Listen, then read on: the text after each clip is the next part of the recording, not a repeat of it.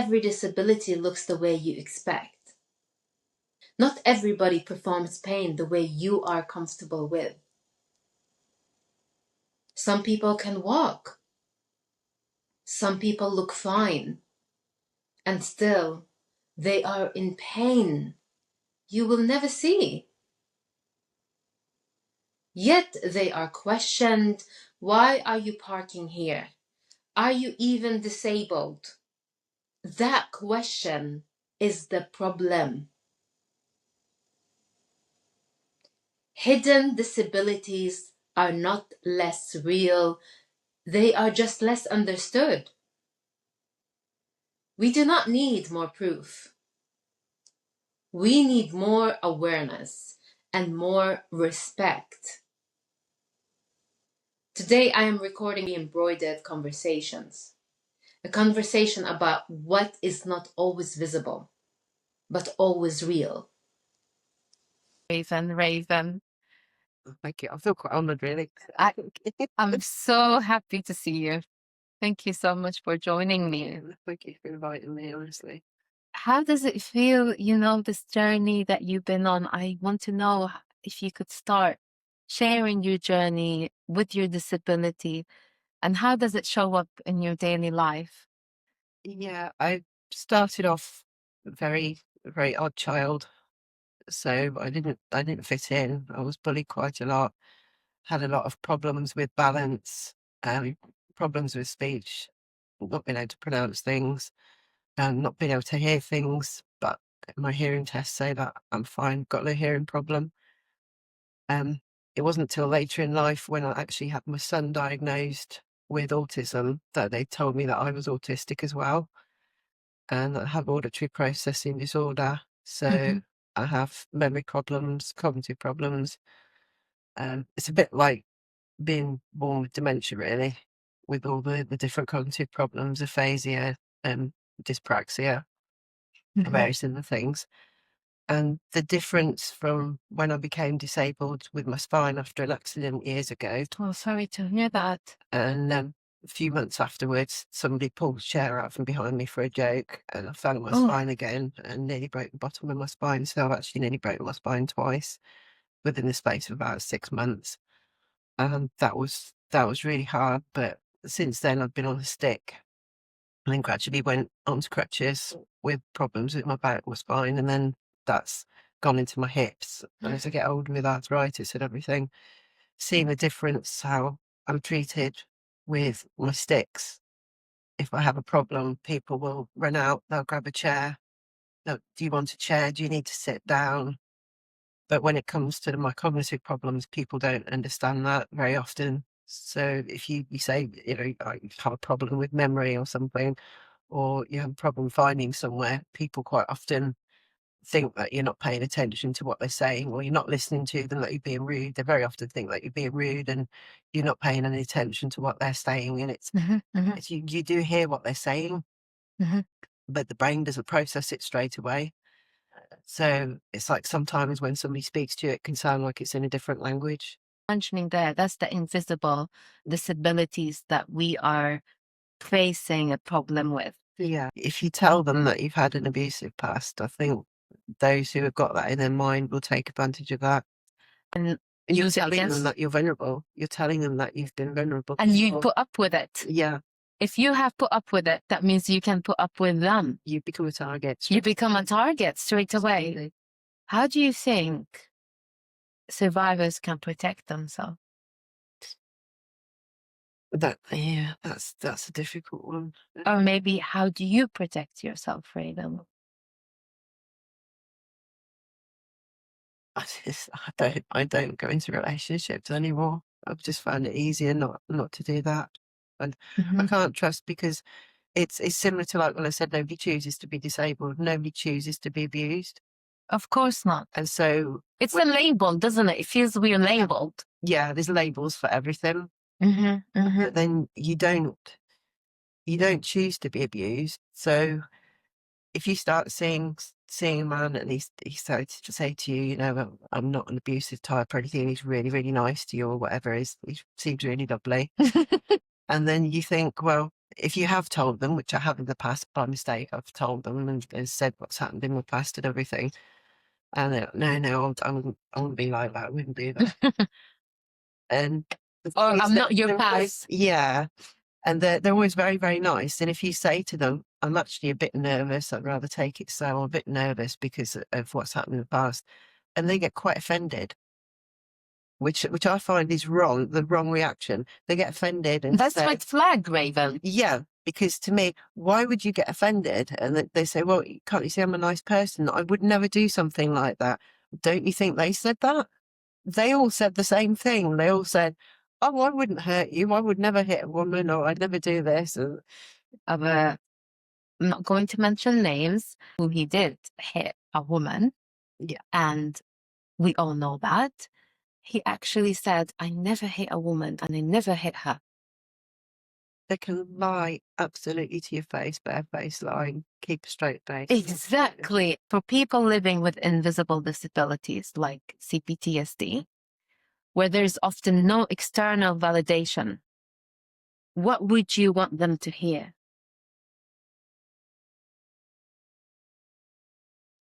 First of all, that it's not their fault, because you do feel guilt, you do feel like you brought it on yourself, especially if you've gone in one after the other after another and just gone into a train of bad relationships. You start to think, it's me, there's something wrong with me. I keep attracting these sort of men, so it's got to be my fault. Mm-hmm. And you feel guilty, and the guilt sometimes is really painful. So I would say one of the main things that I would say, that it's not your fault, but also that you're stronger than you think you are when you get out of these relationships. Yeah. You quite often feel very weak, very vulnerable, and you don't realise until you look back, maybe months or years later, and realise how strong you were, what you went through. And that a lot of people, when you do sit down and talk to people who understand, they will look at you and say, God, that must have been awful. I've not had something like that happen to me. That Yeah. must have been terrible. And it's that validation that you have the strength to do it, that other people will say, well, I couldn't do that. I couldn't do that in your shoes. Yeah. And you realise you've got this inner strength that you didn't know you had.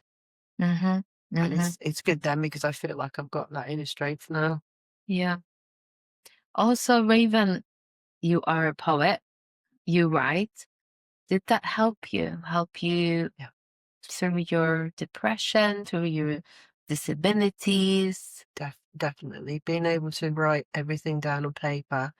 And I've always loved poetry since I was a child. I've always written poetry right from when I was at school. And that was always my therapy. I mean, I wrote political stuff as well. I did. As a child, I used to write a lot about the environment being destroyed and things like that. But I used to write a lot of very personal stuff about the bullying I was receiving at school from my teachers and from other kids. And yeah, I used to use it as therapy, really. I'd just write down how I felt. I just write it all down, just let it all come out, just flow out. And then I find I'd sit there and reword it and put it into a poem, and it was almost natural. It felt natural doing that. That's your truth. This is a truth that no one tried to change for you. No man tried to tell you that's not how it happened. Yeah. It's already written down. Yeah, I still got it all at home. Everything. You write beautifully. I heard your poetry and the performances that were so powerful, Raven. In different ways, both of your experiences challenge assumptions. Both, what has your experience taught you about identity and strength? I think I've become stronger. The more that I've gone through, I've become stronger as I've got older as well. Just got wiser to things. And it's taught me not to pretend. Not to pretend and try and fit in with other people's idea of what they want me to be. And I just feel, now, this is me. This is how I am.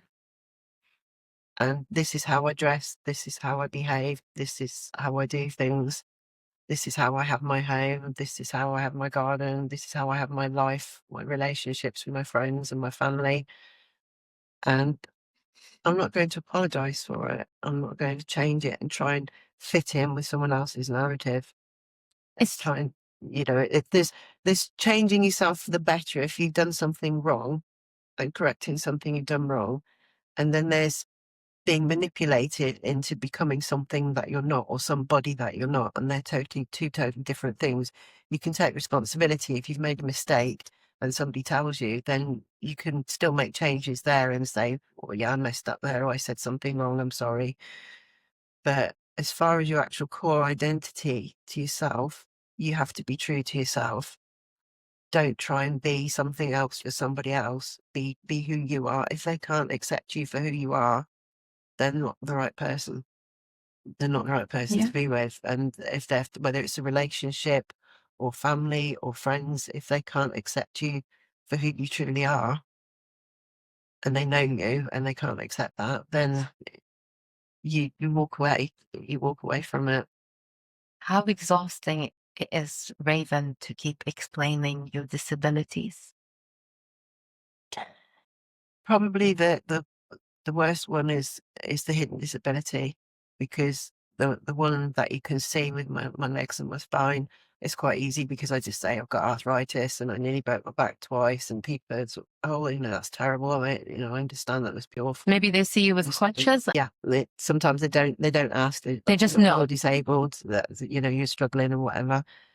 But yeah, when it's a hidden disability, it is again the same. It's very different. Feel that you have to explain a lot to loved ones, to close ones, or both. both? Probably not so much to some of my close relatives are very understanding because they're in a similar situation to me. Yes, but yeah, there are some relatives who just don't get it, and then why do you think that, though? Friends who just don't get it as well. Raven, why do you think that some people just refuse to understand? I don't know. I think it's ignorance to a certain extent, like not educated on disabilities that aren't visible. Maybe if people were educated more on non-visible disabilities, it was only probably literally in the last 10 years that I noticed places like the supermarkets and that were starting to put a sign on the toilet door, the disabled toilet door, saying not all disabilities are visible. They need to And have these signs everywhere. They'll show a figure in a wheelchair, one with little sticks, and then they'll have one stood at the side without any sticks or a wheelchair, and it'll say not all disabilities are visible. And that that was literally only about 10 years ago when I first saw that. But we don't see this anyway, to be honest. No, I would like more signs. There's not many. There's only a few supermarkets do that, but there's a few places. I'd like to see disabled bays with more signs around them, so everyone can be accepted with their hidden disabilities. Yeah, because you can have mental disabilities, emotional disabilities, physical disabilities, all that.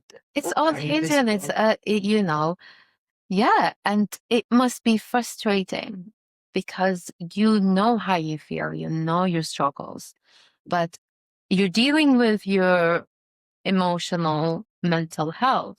Then you have to have the energy to explain to people around you why you are behaving in that way. Well, it is exhausting.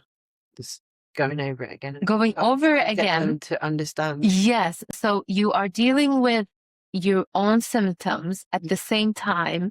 You have to explain what is happening in that moment. What do you think that happens to a person who is going through that? This frustration, because sometimes they even say, yes, I understand. They'll actually say, when you say, oh, I'm autistic, or I've got this, or I've got this problem, processing disorders or balance disorders. And they'll say, oh, yeah, no, we're fine with autistic people. Yes, we understand. But it's like a word. It's just a word. It's gone over their head. It hasn't really sunk in that because you have those problems, you have certain needs.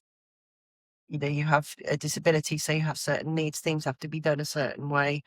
I learn things more visually.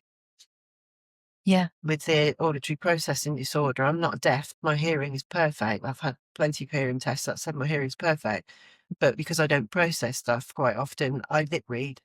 I do lip read people, and I've done it ever since I can remember. I've always lip read, and I didn't actually realise that until a few years ago when I was actually talking to somebody with a hearing test, Mm-hmm. and they actually said to me, "You're lip reading, and you've got like some kind of processing disorder." So, and it's very, very recent that I Mm-hmm. actually discovered that it's actually called an auditory processing disorder. Mm-hmm. Mm-hmm. Mm-hmm. And people will say, "Oh yes, I understand," but the words just trip off the tongue. They're not actually really thinking. They don't really understand. I feel it's more like a cold. When someone's in bed, Yeah, everyone understands he has a cold, so let him rest. you But can see that, can't you? You can hear that they've got a runny yeah, nose, they're coughing. You can see that they've got runny eyes and nose and everything. so you know you need to step away, let them rest. But Yeah. hidden disabilities every day. In my book, in Hope Re-Embroidered, there is a theme of reclaiming your narrative. What does reclaiming your story, Raven, look like to you? It means being independent, being able to cope with things by myself as much as possible. I don't like to ask for support and help. And I don't want to be ashamed of my story. I don't want to be ashamed of my past. I don't want to be ashamed of the fact that I've gone through abusive relationships. I don't want to be ashamed of the fact that I'm disabled. I don't want to feel guilty for, having things wrong with me or whatever. And yeah, I just want to be more confident and be able to say that this is part of my life. This is what I went through. It's part of my life. You accept it. If you're my friend, you're in my life, or you're my family, you accept that this is me, this is how I am, and apologetic, and that I can go forward in life and be positive with that. Do something positive with it, which is where I got involved, wanting to do the poetry and wanting to help people who are oppressed, people who are suffering or being bullied, or in other countries being all the wars and Yes. genocides and everything, having to go through all the things that they're having to go through. And I want to be able to help and do something positive while I still can. So I focus on that probably more than the idea of relationships. I went into Mm-hmm. this wanting to help and do something, especially as obviously I'm getting older now. So I think I've sort of gone through all my life making all these mistakes or having all these problems. And now I feel I want to pay back and do something while I've got time, Mm-hmm. while I've Mm-hmm. still got breath in my body. I want to get out there and do something to help change the world and make a better world That's for my children, yeah. and maybe their children as well. Raven, do you always feel safe sharing your story? It depends who it's with. It really does depend who it's with. But I mean, I feel safe with you because we share so much. Yes, yes. I know you've been through much of the same that I have, probably in different ways. We've been Different through ways, different yes. ways, but we've experienced traumas, both of Mm-hmm. us. Mm-hmm. So I feel like there's a connection with people like that, with other people who've been through the same as we have, Yeah, yes. and suffered the same as we have, and they've all got that inner strength. We've all got that inner strength. Yeah, And for those that we find who haven't got that inner strength yet, and they're still in the middle of that, to be there for them and support them and help them find their strength and their independence and their confidence. yeah. And there's always a way out. There is help available. Yeah. If there was one message you could leave people with about disability beyond what they see, what would it be? It would be, don't apologise for being disabled. Don't let yourself be made to feel guilty or diminished for being disabled. Stand up and be proud and be yourself, because you have a lot to offer the world. Mhm. Just because you might have problems with legs or your spine or arms, or you might have emotional disabilities, or you might have heart problems or kidney failure or something like that. At the end of the day, you're still a whole human being, and you still deserve to have a life just as much as anybody else. And you still deserve to have the same respect. Yeah. And society doesn't nourish that at the moment. It needs to nourish every human being, including all of those who've gone through trauma, including all of those who've got disabilities, whether they're emotional or physical.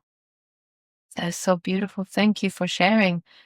Sometimes it has crossed my mind many times to get a badge that says have hidden disabilities. Yeah. But then I'm thinking, hold on, why do I need to keep proving myself to anyone? Yeah. But does cross my mind.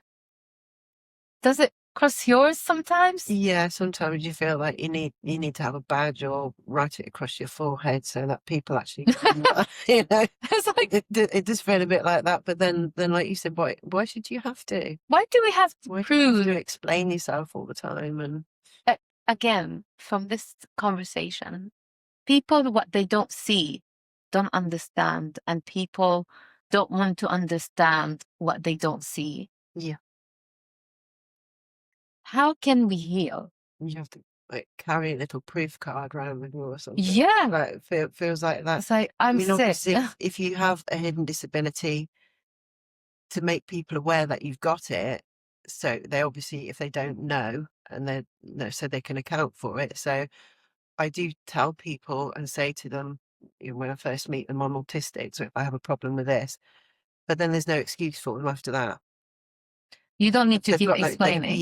they can't come up with the excuse then if they carry on mistreating you or they're rude to you. Pull away. That's their fault at the end of the day, because you've informed them. They can't turn around and say, well, I didn't know. Because you've told them and they still continue to treat you like there's nothing wrong with you, which happens loads of times when you've got hidden disabilities, as you know. They say, you explain and you tell them and you try and explain. They go, yeah, I understand. Yeah, I understand. They don't. I think they don't. It's just the words come out. Raven, that's why peace of mind, love ourselves, and rest when rest is needed. Yeah. Boundaries are important with disabilities, without disabilities. This conversation means a lot to me. It's so powerful. People need to have that awareness. They need to hear your voice. They need to understand the struggles you face every day. And to understand as well, sometimes if you come away and you don't answer emails and calls, you don't go out sometimes, you don't have contact and you close yourself away. And sometimes I need that time where I'll shut my curtains, close my doors, and stay at home for a few days. And I don't want to see anybody. I don't want to talk to anybody. I can't. I literally can't. I feel like I can't see anybody. I can't talk to anybody. And I need that time to sometimes go through a grief process and, maybe cry, get upset, write, do some more poetry. And then I could come back energized again. But sometimes you have things happen where you go through a little grieving process again. And you need a bit of time to decompress. When you've gone out and done things, you come away, you go out into the world, you do stuff, and everything's like this mad world around you. It's very overwhelming. Yeah, everything is particularly. Yeah. And then you can come away from it and decompress for a while and just have that time to regulate, I feel. Yeah, it's more you need to regulate yourself. You need to regulate. Again. I get like that as well. Just need darkness, need me time. I need my own energy. If we don't have that, I feel there'll be a breakdown, a mental health breakdown. Definitely. Yeah. You do need periodical healing time because things do come back every now and then. You never completely get over it. No. It comes back from time to time, and there might be something, like you say, triggers you.